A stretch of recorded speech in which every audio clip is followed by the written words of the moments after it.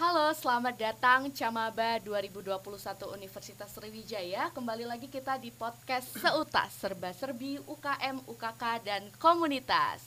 Oke, jadi pagi hari yang cerah ini kita bakalan berbincang ria kembali dengan UKM, UKK, dan komunitas di lingkungan Universitas Sriwijaya. Baik, pagi ini kita bakalan berbincang ria nih dengan UKM yang senang banget berbincang dan berkomunikasi dengan anak-anak yang hobi banget mengajar dan memberikan pengabdian lebih kepada masyarakat khususnya anak-anak, yaitu Unsri Mengajar. Oke, jadi kita hari ini bakalan bareng Kak Rizaldi selaku kepala sekolah dari Unsri Mengajar tahun 2019-2020. Oke, langsung aja nih Kak, boleh perkenalan singkat dulu. Oke, selamat pagi. Sebelumnya perkenalkan dulu, nama saya Rezaldi dari FISIP ya. Terus untuk jurusan sendiri, jurusan Hubungan Internasional angkatan 2017. Jadi sekarang sedang menempuh semester akhir lah. Wah, ini teman-teman, ini ada cutting kita nih, cutting kita nih. Jadi teman-teman harus dengar, harus fokus karena beliau bakalan nyampein informasi yang menarik banget tentang Unsri Mengajar. Oke, karena kakaknya udah perkenalan nih, mungkin kita langsung aja nih. Pasti teman-teman Camaba nih pengen tahu nih Kak, sejarah singkat dari Unsri Mengajar. Boleh nih Kak, cerita Oke. spill sedikit gitu. Untuk sejarah Unsur Mengajar sendiri ya. Unsur Mengajar itu pertama sekali dideklarasikan itu di Unsri Indralaya, tepatnya pada tanggal 14 September 2013, di mana pada saat itu Unsri Mengajar itu berangkat dari program kerja di bawah naungan Kementerian Sosial dan Pemberdayaan Masyarakat, BMKM Unsri pada saat itu. Lalu kemudian karena memang dengan presiden mahasiswa pada saat itu, Kak Febri Walanda, kemudian kita memutuskan untuk memisahkan diri dari BMKM Unsri. Jadi pada tahun 2014 pada saat itu Unsri Mengajar resmi menjadi badan semi otonom. Lalu kemudian pada tahun 2015 kita sebenarnya sudah punya visi jangka panjang untuk langsung jadi UKM. Namun karena kemudian salah satu prasyarat untuk menjadi UKM itu kita harus menjadi komunitas selama 3 tahun. Jadi pada tahun 2015 kita resmi menjadi komunitas. Lalu tahun 2018 kita mengusahakan dan mengikhtiarkan untuk kemudian menjadi UKM, dan alhamdulillah sampai pada tahun sekarang kurang lebih sudah 3 tahun kita resmi menjadi UKM, dan juga berkat kepercayaan dari mahasiswa Universitas Sriwijaya. Jadi gelombang gerakan mengajar yang sangat besar pada saat hari ini. Oke, berarti kalau bisa aku simpulkan founding fathers-nya itu dari Unsri Mengajar itu adalah dari Kementerian Sosial Masyarakat ya. Dari BMKM Unsri, terus kakak, terus di tahun 2014 berdiri sendiri. Habis itu di tahun 2018 ya sudah resmi menjadi komunitas atau UKM. Oke. Menarik nih teman-teman. Kalau misalkan karena ini merupakan organisasi yang baru, jadi butuh banget develop atau perkembangan ya Kak dari komunitas yang ada dari Unsri Mengajar ini. Oke, selain pengen mengetahui sejarah singkatnya nih, pasti teman-teman pengen tahu nih Kak, siapa-siapa aja sih orang-orang yang dibalik daripada pengurus dari UKM atau komunitas dari Unsri Mengajar ini. Boleh deh Kak cerita-cerita nih, kakak ditemenin siapa aja sih ngurusin Unsri Mengajar nih? Oke, kalau untuk struktur ya, struktur Iya, organisasi. struktur. Kalau untuk ketuanya sendiri itu di Unsur Mengajar itu kita kenal dengan istilah kepala sekolah. Oh Terus iya. juga itu ada wakil kepala sekolah. Kalau zaman saya saat itu kepala sekolahnya kan masih zaman kakak, dan untuk wakilnya itu ada Diayu, itu kebetulan dari HI juga. Terus kita ada ya untuk ngurusin administrasi baik itu internal ataupun eksternal, itu ada Sekum dan Sekum 1 dan Sekum 2. Itu ada Nanat sama Rafika kemarin. Terus juga ada Bendum, itu dari psikologi itu si Rofa. Nah, untuk departemen sendiri ya, Unsri Mengajar itu memiliki 7 departemen. Oh, 7 departemen. Di mana pertama itu HRD, Human Resource Departemen. Iya, kayak kalau di BEM itu kayak PPSDM. PPSDM. Di mana itu kemarin ada Kevin sama si Ajang. Nah, kepala sekolah yang sekarang. Terus juga ada CID, Jadi CID itu Curriculum dan Instruction Department. Oh. Jadi yang ngurusin masalah rencana pembelajaran selama 1 semester, 1 tahun, dan juga apa aja sih yang materi yang bakal kita ajarkan, dan briefing segala macam, bahan ajar dan sebagainya itu dikelola oleh Departemen CID itu. Lalu untuk itu untuk humas sendiri itu ada PRD, Departemen Public Relation Department, itu ngurusin ketika kita UM ada kerjasama dengan UKM KK dan lain sebagainya, itu dipegang oleh Departemen PRD. Terus juga untuk media ataupun sounding media Unsri Mengajar itu dikelola oleh Departemen PDD, Publication dan Documentation Department. Terus kita juga ada KWU-nya kalau di organisasi itu fundraiser departemen. Jadi yang ngurusin dana ya Kak, dana kalau misalkan untuk program kerja gitu kan. Terus juga ada kalau untuk peminjaman sekret, barang dan sebagainya itu dikelola oleh Departemen FID, Fundraiser dan Infrastruktur Departemen. Jadi kalau teman-teman mau pinjam sekret UM ataupun ada perlengkapan-perlengkapan yang ada di UM dan teman-teman organisasi butuhkan, itu biasanya berhubungan langsung ke Departemen FID. Terus terakhir itu ada Departemen SCD, Social and Creative Department. Jadi kayak event organizer itu seluruh agenda-agenda event organizer itu dikelola, otaknya atau dibalik pemikirnya itu dipegang oleh SCD. Berarti bertanggung jawab sama kegiatan ya. Kegiatan. Sip banget. Oke, karena kita udah tahu nih terkait siapa aja sih yang dibalik dari UKM Unsri Mengajar, pasti teman-teman nih pada penasaran kegiatannya ngapain aja sih Kak sebenarnya. Apakah kita cuma mengajar teman-teman mahasiswa teman-teman siswanya aja, atau kita bisa mengajar bapak-bapak dosen gitu kan, nggak tahu kan. Makanya nih kita penasaran nih, kira-kira kita apa target mengajarnya itu kemana aja Kak kalau boleh tahu? Kalau untuk kalau dari nama organisasi aja udah tahu banget nih, Unsri Mengajar. Artinya kita nggak lepas dari kegiatan utamanya tentu mengajar. Dimana kita mengajar itu sekarang kita punya SD binaan 2, itu SD 4 sama SD 7. Oh, berarti ada SD binaannya banget ya Kak. Berarti SD itu tempat Unsri Mengajar tuh masuk di situ gitu. Kita ngajar itu SD 4 dan SD 7 Indralaya Utara di daerah Parit gitu. Di arah Prabu Muli kalau teman-teman tahu. Dan juga kita itu ngajar selama Jumat sampai Sabtu. Kalau sebelum pandemi.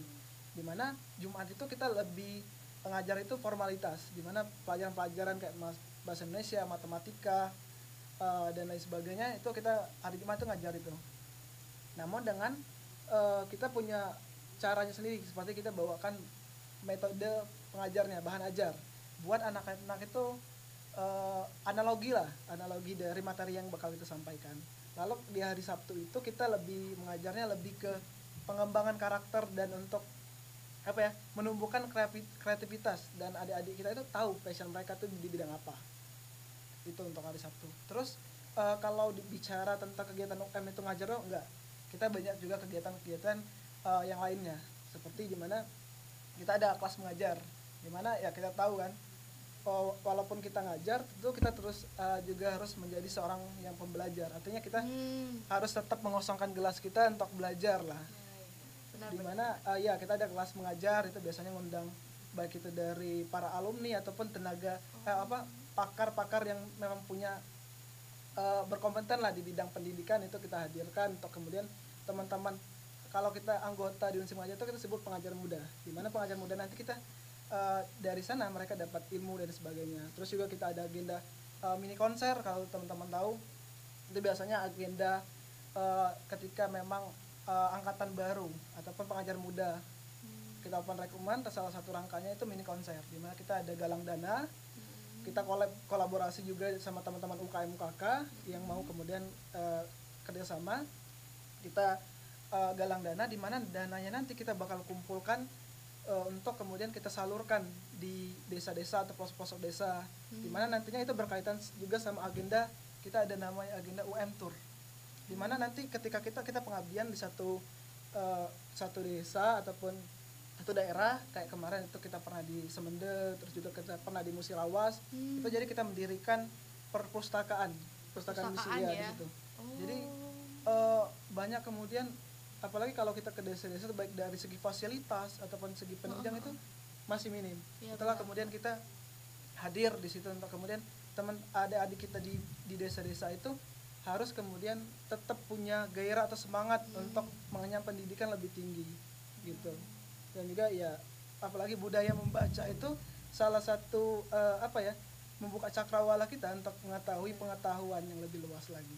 Seperti itu. Wah, ini menarik banget sih Kak kalau menurut aku, karena kan kalau kita lihat secara umumnya aja emang mengajar, tapi di sini kegiatannya tuh bukan cuma mengajar doang, tapi kita ada kegiatan terkait dengan pengabdian masyarakatnya. Terus juga dari pengabdian masyarakat itu outputnya itu kakak pengen menghasilkan sebuah generasi muda, yang generasi muda ini bukan cuma di kota aja tapi di desa untuk sama gitu kan pergerakannya, sehingga dibangunlah perpustakaan untuk desa-desa tersebut. Menarik banget.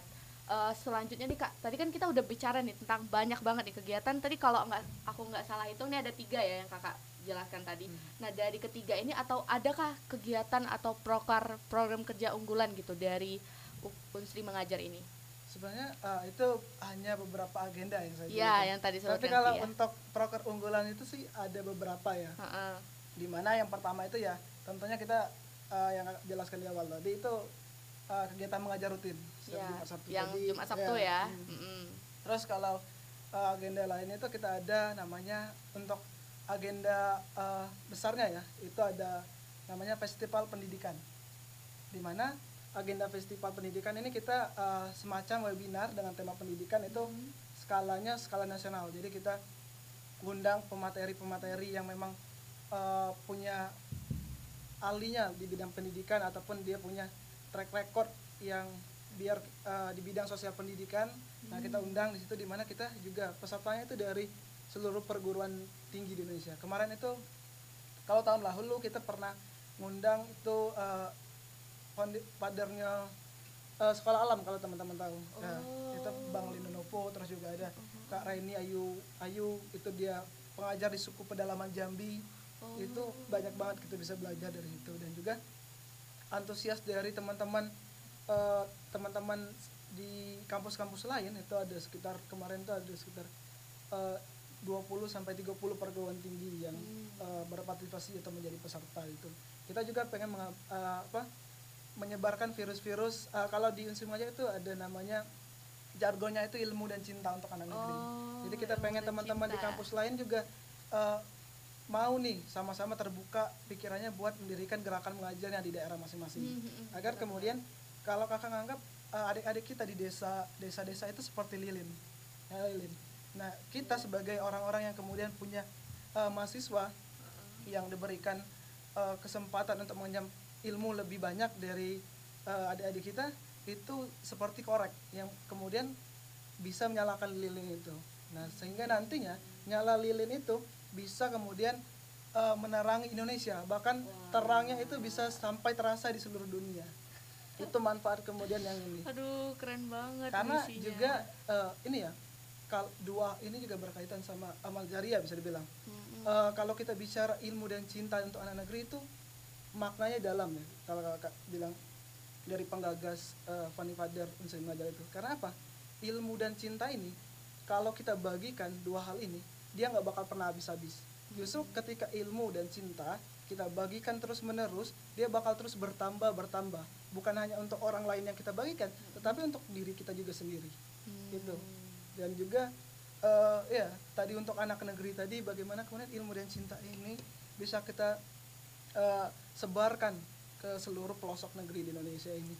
Wah, aduh terharu deh dengerinnya. Ilmu dan cinta, kita dapat ilmu dan cinta, kita juga bisa membagikan ilmu dan cinta untuk anak-anak dari sebagai generasi muda Indonesia gitu. Oke Kak, tadi kan aku udah banyak dengar tentang proker unggulan dan juga misi dari teman-teman UM ini apa gitu, kenapa bisa menginisiasikan organisasi ini.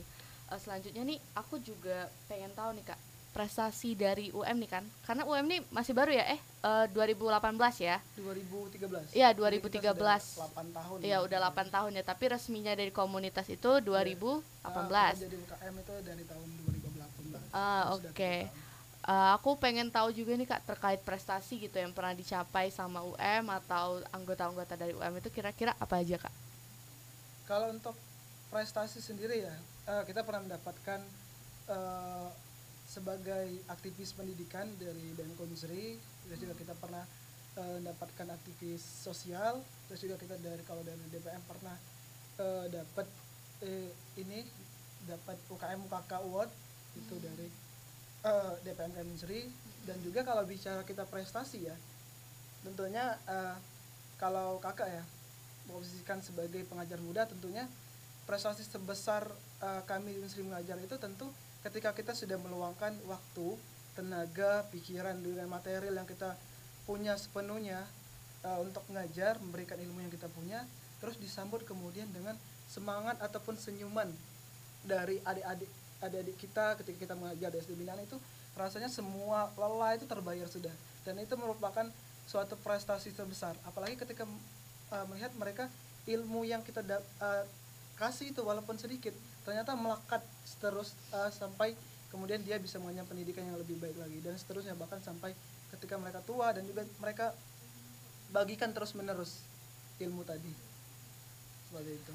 Berarti kalau prestasi mungkin kalau dalam lingkup kampus ya Kak pernah menjadi salah satu aktivis sosial yang dan juga aktivis pendidikan ya yang diberikan oleh BMKM Unsri, terus juga dapat UKM Award ya dari DPM KM Unsri juga ya Kak. Oke. Dan kalau dalam pandangan Kakak juga terkait dengan output yang pengen kalian dapatkan itu adalah kepuasan kalian untuk mengajar si adik-adik ini ya. Berarti oke. Oke, selanjutnya nih aku juga pengen tanya terkait fakta menarik nih Kak. Fakta menarik dari Unsri Mengajar. Boleh nggak Kak spill gitu? Oke, kalau untuk fakta menarik ya, yeah. Unsri Mengajar. Kita Unsri Mengajar di mana pada saat ini kita merupakan satu-satunya gerakan mengajar yang ada di Sumatera. Oh, di Sumatera. Iya, kalau dulu kita ada itu ada dari teman-teman Unsia. Tapi karena mereka sedang nggak di bawah perguruan tinggi lagi, jadi mereka jadi komunitas eksternal. Iya. Dan sekarang Unsri Mengajar juga kita bergabung bersama itu kalau skala nasional kita bergabung bersama FGMI, Forum Gerakan Mahasiswa Mengajar Indonesia. Jadi FGMI ini merupakan forum teman-teman yang punya gerakan mengajar di kampus-kampus ternama baik itu di seluruh Indonesia, yang kemudian mereka punya gerakan mengajar di bawah perguruan tinggi. Nah, salah satunya Unsri Mengajar, di mana saat ini kita merupakan koordinator wilayah untuk bagian Sumatera. Dan kita juga terus berusaha dan mengikhtiarkan untuk kemudian teman-teman di kampus-kampus Sumatera itu terutama untuk mereka juga punya gerakan mengajar di daerah masing-masing. Ekspansi dari Unsri Mengajar ini sebenarnya bisa ke seluruh Sumatera ya Kak? Bukan cuma di Sumatera Selatan aja. Itu visi kita ke depannya. Terus ada lagi nggak Kak fakta menariknya? Kalau untuk ini. Nah, kalau kadang ini juga ya untuk Unsri Mengajar sendiri, untuk anggota kita nggak berpatokan harus sama anak FKIP, karena kan ketika kita dengar Unsri Mengajar, ini kayaknya ini yang diterima kayaknya cuma anak FKIP yang mereka memang punya basic mengajar katakanlah, tapi tidak berlaku di Unsri Mengajar, di mana kita ketika teman-teman punya niat dan mau untuk kemudian belajar dan berprogres, Unsri Mengajar open. Itu. Jadi kita berarti open ke seluruh fakultas ya Kak. Jadi kita terdiri dari berbagai fakultas yang ada di Universitas Sriwijaya dan juga dari berbagai multidisiplin ilmu. Tentunya ketika kan di Unsri kan banyak bidang ilmunya, tapi ketika memang teman-teman mau membagikan ilmu yang teman-teman dapat, Unsri Mengajar sangat terbuka dan juga mendukung hal itu. Karena kalau kita bicara juga ya tentang ilmu ya, di dalam slogan Universitas Sriwijaya itu ada terpampang jelas ilmu alat pengabdian. Ya, benar. Artinya apa? Ilmu yang kita dapatkan di bangku perkuliahan itu merupakan alat untuk kemudian kita bisa mengabdi kepada masyarakat. Nah, hal itu yang Unsri Mengajar percayai Hmm. bahwasanya ilmu yang kita dapatkan itu ada amanat dari masyarakat untuk kemudian kita mempunyai kontribusi lebih.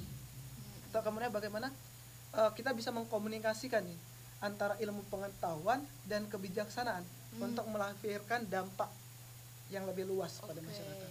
Oke, berarti kalau bisa aku simpulkan bahwa UM ini juga bukan cuma ada di bukan aja di Sumatera Selatan, tapi juga bisa ekspansinya ke seluruh Sumatera karena menjadi koordinator wilayah itu ya Kak dari Forum Indonesia Mengajar.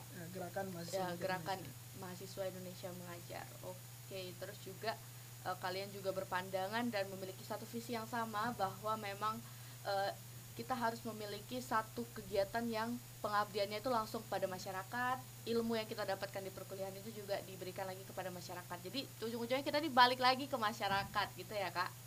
Oke.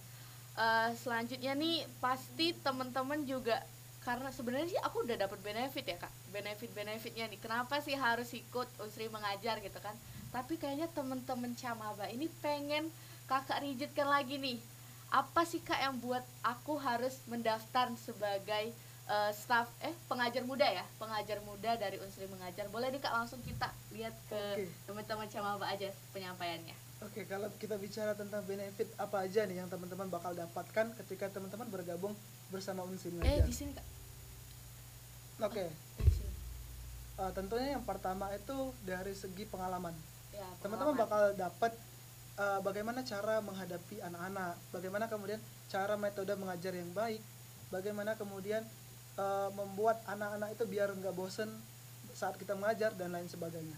Lalu yang kedua, teman-teman tentunya dapat mengasah public speaking teman-teman, karena Kak juga berangkat dari orang yang bisa dibilang introvert, ataupun bisa dibilang ketika bicara, Kakak juga dari SMA itu ketika bicara di depan orang lain itu kayak gugup, terus juga nervous dan lain sebagainya.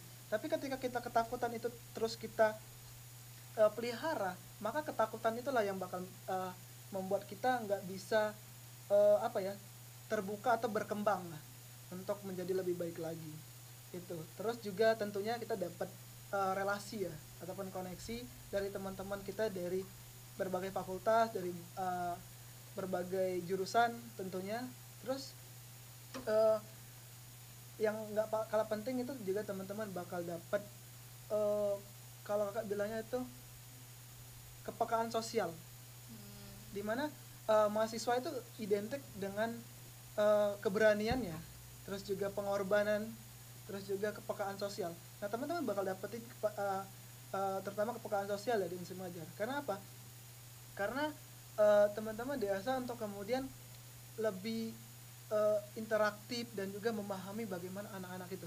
Karena salah satu cara untuk melembutkan hati ketika hati kita keras ataupun kita lagi ada masalah segala macam, kalau Kakak healingnya bertemu dengan anak-anak. Wah. Iya, karena itu membuat hati kita jadi lembut dan juga kita kayak segala pikiran ataupun beban kita itu hilang. Kita jadi kayak kita juga merasa fresh, seperti ya? Anak-anak. Ya, anak-anak kan kalau kita itu kayak nggak ada beban, hidupnya kayak happy, senang dan nah itu juga berlaku ketika di Unsri Mengajar. Itu aja sih kalau untuk benefit. Dan tentunya ini juga ya, ketika teman-teman bergabung ke nggak cuma Unsri Mengajar sebenarnya, ke organisasi lain ataupun teman-teman melakukan segala sesuatu itu nggak masalah kalau menurut Kakak ketika teman-teman punya tujuan atau kepentingan pribadi, tapi jangan sampai itu menjadi tujuan utama. Dimana ketika teman-teman cuma tujuan kepentingan pribadi yang menjadi tujuan utama, teman-teman bakal cepat puas. Ataupun ketika kepentingan teman-teman sudah tercapai, maka teman-teman bakal hilang. Itulah di dalam organisasi ada namanya satu penyakit yang nggak ada obatnya. Penyakit itu namanya muntaber, mundur tanpa berita. Iya. Ini yang kemudian kenapa kemudian kebanyakan organisasi kita lihat kalau orang bilangnya itu seleksi alam, tapi kalau Kakak nyebutnya tadi muntaber tanpa berita tadi. Nah, hal ini karena mereka nggak punya tujuan yang jelas nih. Apa yang kemudian membuat mereka bisa bertahan di tengah berbagai, kita bakal nantinya organisasi itu bakal capek, teman-teman bakal ngeluarin material, pikiran, tenaga yang ekstra. Nah, kalau teman-teman nggak punya pegangan yang kuat ataupun tujuan yang jelas tadi, teman-teman bakal hilang tadi, mundur tanpa berita tadi. Nah, itulah sebaik-baik tujuan itu adalah tujuan yang kemudian untuk menebar kebermanfaatan untuk orang lain, untuk kemudian membantu orang lain. Kehadiran kita itu bisa berguna untuk orang lain.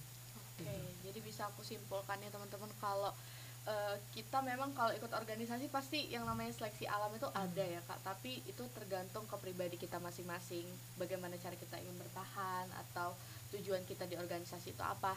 Nah teman-teman, kalau teman-teman Camaba punya tujuan untuk mengabdikan diri lebih kepada masyarakat, memberikan sebuah pengajaran, ilmu, dan juga ingin memiliki relasi yang banyak, pengalaman yang lebih daripada maba-maba atau mahasiswa lain, itu wajib dan harus banget untuk ikutan dari Unsri Mengajar gitu.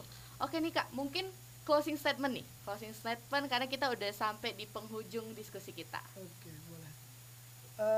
Sebelumnya aku pengen ngucapin selamat kepada Camaba 2021 karena telah resmi menyandang gelar mahasiswa. Tapi kakak juga percaya bahwasanya di dalam alma mater yang teman-teman gunakan itu ada harapan dan juga moral yang disematkan di alma mater Universitas Sriwijaya yang kita gunakan, bahwasanya ilmu yang teman-teman dapatkan di bangku perkuliahan itu hanya sebagai alat untuk kemudian mengabdikan kepada masyarakat.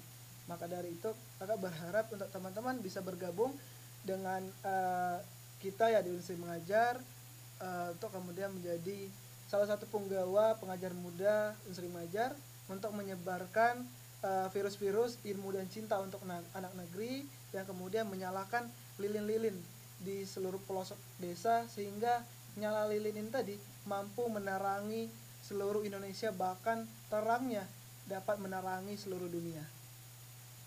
Wah, aduh, terharu deh. Jadinya nih teman-teman bakalan jadi salah satu ranger yang bakal menerangi seluruh Indonesia dengan kalian mengabdikan diri kepada masyarakat melalui organisasi apa dan komunitas apa ya, melalui Unsri Mengajar gitu. Oke Kak, karena tadi udah aku mention ya kalau kita udah sampai di penghujung acara. Terima kasih Kak Rizaldi atas bincang-bincang rianya ini. Aduh, aku seneng banget dapat insight baru, dapat informasi baru, dan pasti Camaba ini juga seneng banget nih Kak dapat insight baru. Tapi sebelum kita tutup nih, pasti untuk oprek nih Kak, gimana nih Kak sistem opreknya? Oke, kalau untuk ada kabar bagus juga ya untuk teman-teman ketika banyak nih kemarin yang udah nanya, Kak, kapan Unsri Mengajar buka dan segala macam. Kapan kemudian batch 9 itu dibuka. Ya, aku mau daftar juga nih Kak. Untuk open recruitment batch angkatan 9 sendiri itu insya Allah itu kalau nggak ada mundur ataupun nggak ada halangan, kita bakal agendakan di bulan Agustus. Oh, di bulan Agustus. Jadi teman-teman yang udah nungguin nih ataupun udah nanya-nanyain terus kapan open recruitment Unsri Mengajar, pantengin terus aja di IG unsri.mengajar. Oke, IG unsri.mengajar bisa dipantengin teman-teman. Seluruh informasinya satu pintu ya dari sana. Oke, seluruh informasi udah dapat banyak sekali insight nih dari Unsri Mengajar. Dan karena kita juga udah selesai nih bincang-bincangnya, mungkin bakalan aku tutup dulu podcast seutas ini, yaitu serba serbi UKM, UKK, dan komunitas. Makasih ya teman-teman yang maba yang udah dengerin kita bincang-bincang selama 30 menit ini. Semoga informasi yang kita berikan bermanfaat bagi teman-teman sekalian, dan sampai jumpa di podcast seutas selanjutnya.